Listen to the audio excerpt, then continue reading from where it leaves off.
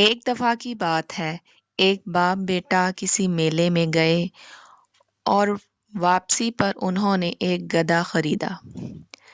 راستے میں انہوں نے ایک آدمی کو یہ کہتے سنا، دیکھو ان بے وقوفوں کو دیکھو، سواری ان کے پاس ہے اور پھر بھی پیدل چل رہے ہیں۔ انہوں نے سوچا یہ تو بہت اچھا خیال ہے، اور پھر وہ دونوں گدھے پر سوار ہو گئے۔ ابھی کچھ ہی دور گئے تھے کہ انہوں نے ایک دوسرے آدمی کو کہتے سنا، دیکھو اس بیچارے گدھے کو جو مشکل سے چل رہا ہے۔ باپ کو فوراً اس بات کا احساس ہوا اور وہ گدھے سے نیچے اتر گیا۔ بیٹا گدھے پر بیٹھا رہا۔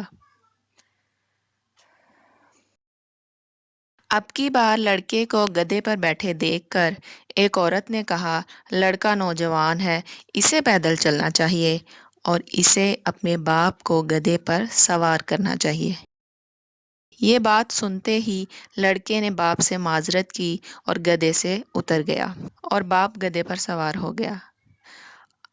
وہ گاؤں پہنچنے ہی والے تھے کہ انہوں نے لوگوں کو کہتے سنا، وہ دیکھو خود غرض انسان جو خود تو گدھے پر بیٹھا مزے کر رہا ہے اور اس کا بیچارہ بیٹا پیدل چل رہا ہے۔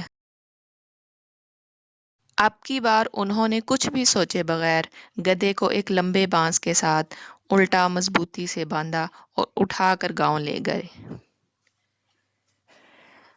جب وہ گاؤں پہنچے سب ان کو دیکھ کر ہنسنے لگے۔ پھر ایک دانا آدمی ان کے پاس آیا اور پوچھا، تم گدھے کو اس طرح اٹھا کر کیوں لائے ہو؟ یہ چل نہیں سکتا۔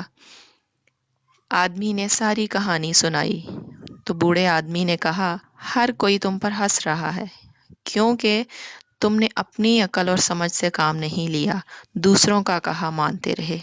ہمیں چاہیے کہ ہم اپنے حالات و واقعات کے مطابق اپنی عقل سمجھ سے کام لیں۔